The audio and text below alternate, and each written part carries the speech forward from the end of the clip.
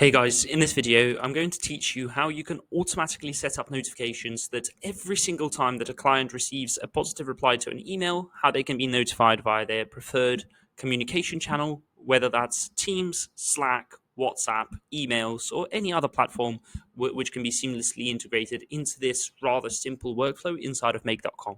Now, first of all, to make this successful, all you need is three things. The first thing is to have a make.com account. So for those of you that are not familiar with make.com, literally go on the website, sign up for an account. It's free to get started. So that's the first thing you need. Secondly, you would need a Smartlead account. Once again, the same would probably work for Instantly or any other email automation tool. And then thirdly, you would need a Google Sheet with communication preferences, which would look something like this. And once again, if you don't have something like this set up just yet, it's very easy to set up something like this where you just have the client name and their preferred communication channel. Now, as soon as that is set up, you have two ways of copying this entire workflow yourself.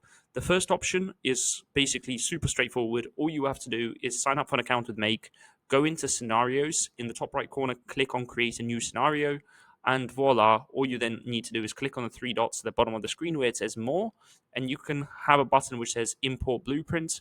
And all you would have to do for that is basically drag and drop the file that you should see here, and is basically going to give you this exact blueprint. So you're going to copy and paste this entire workflow, and then you might have to log into those apps separately and configure it that way. Now, if you don't want the magic pill of just the entire workflow, I'm going to show you how to build it from scratch. And essentially the first step of this entire workflow is you'll go on a new scenario, you'll click on the plus button over here in the middle of your screen, and at that moment in time, webhooks, and over here you can see webhooks comes up straight away. You're going to choose custom webhook, which is triggered when webhook receives data, and straight away you're going to basically click add. You can type in whatever information you want here. This is just to remember what it's called, and then you are going to copy the address of this inside of Smartlead.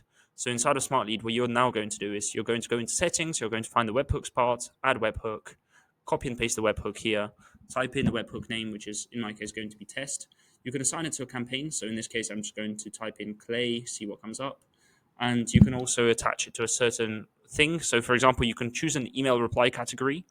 So in this case, I'm just going to say lead category updated. And straight away, it's updated to, let's say, interested or information request. At that moment in time, you can test the webhook. So all you would have to do is click on send test to webhook. And now you can go back into the workflow, click on OK, click on run this module only. And in the background now, hopefully the data should arrive if we click on send test to webhook. So let's wait for that to happen. And you can see, voila, over here, it gives you all the information. So over here, it's basically the test at gmail.com. And this is what it would all look like. So it basically says, hey, this person is interested in the campaign and so on. And this is the trigger. Now, for those of you that are new to Make, which probably is like most of you out there, what you would have to do at this moment in time is rename this cell so you remember what it is. So all you have to do is right click on it, click on rename, and over here I'm going to type in trigger email category equals interested or info request. Or actually let's just say trigger email, something like positive email reply, right?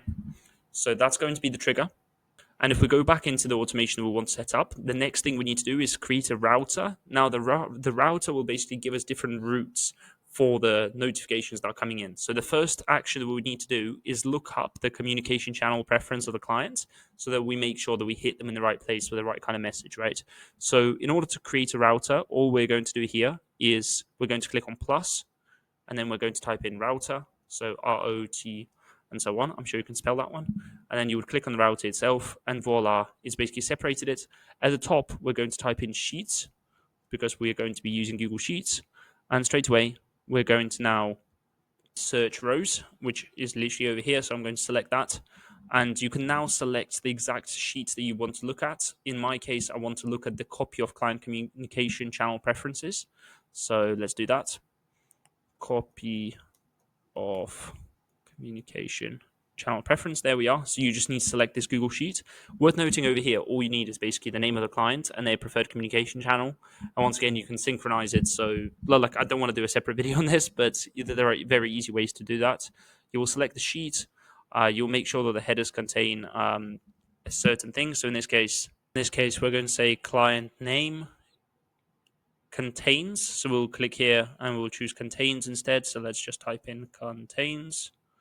And over here, we can just say something like, I don't know, WhatsApp, right, for example. Now, we can basically click on that and very bottom. So over here, we're going to click on OK now. And what that will do is basically we'll filter for any replies that are coming in from WhatsApp. And if we go back to this exact workflow over here, we should see that it's basically looking up the communication channel preference. So once again, we're going to right click it here. We're going to rename it, look up client communication preference. Okay, happy days. And next up, what we now need to do is basically log into Smartlead. Now, the reason we want to do that is to avoid the client having to log in themselves into Smartlead every single time.